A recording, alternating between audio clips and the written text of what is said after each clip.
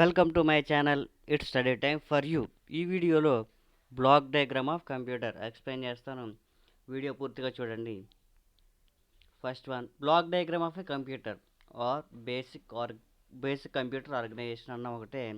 ఈ డయాగ్రామ్ పర్ఫెక్ట్గా అబ్జర్వ్ చేస్తే మీకు ఇన్పుట్ డివైసెస్ ద్వారా ఇన్పుట్ మనం ఇచ్చిన డేటా సిపియూలోకి వెళ్ళి సిపియూలో ప్రాసెస్ అయ్యి మనకు అవుట్పుట్ డివైసెస్ ద్వారా అవుట్పుట్ యూనిట్ మనకి అవుట్పుట్ వస్తుంది అనమాట. ఇది ఈ బ్లాక్ డయాగ్రామ్ యొక్క over view.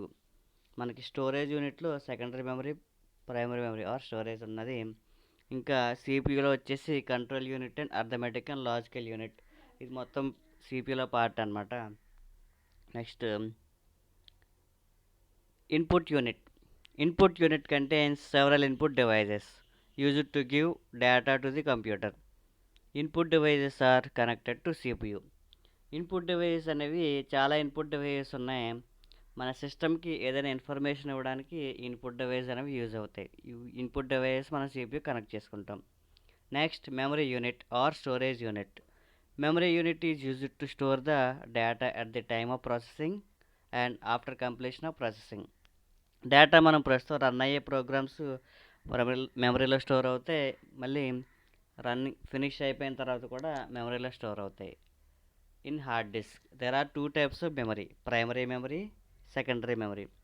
First primary memory or main memory అన్న రెండు ఒకటే.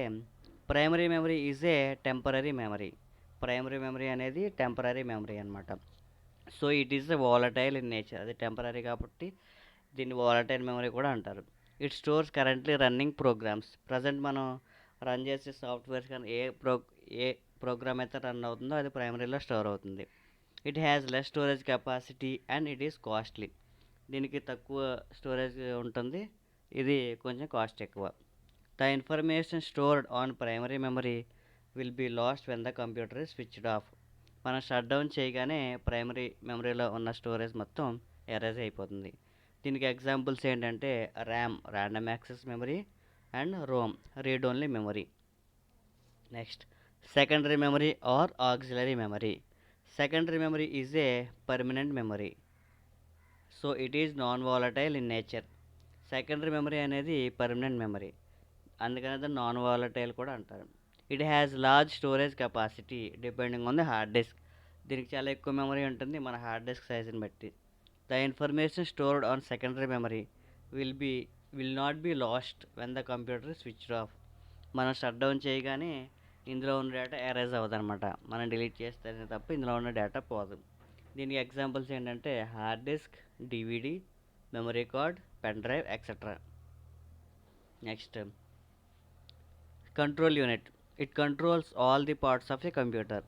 It acts as a central nervous system of a computer.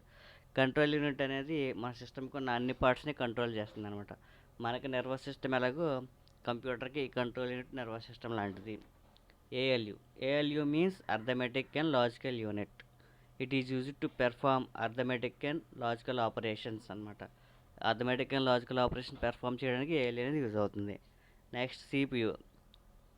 Control unit and arithmetical logical unit of computer system are together known as the central processing unit, CPU. Control unit plus ALU is equal to CPU. సింపుల్గా the CPU is brain of computer system. మనకు brain ఎలాగో సిస్టమ్కి CPU brain లాంటిది అనమాట. Next output unit. Output unit contains several output devices used to show the output or results the user. మనం work చేసిన దాన్ని లేకపోతే మనం చేసే వర్క్ని చూపించడానికి ఈ అవుట్పుట్ డివైస్ అనేవి యూజ్ అవుతాయి. రిజల్ట్స్ని ప్లస్ ప్రాసెస్ డేటాని. Output device are connected to CPU. ఇవి కూడా సిపియు కనెక్ట్ చేసి ఉంటాయి. Thank you for watching. Please subscribe for more videos.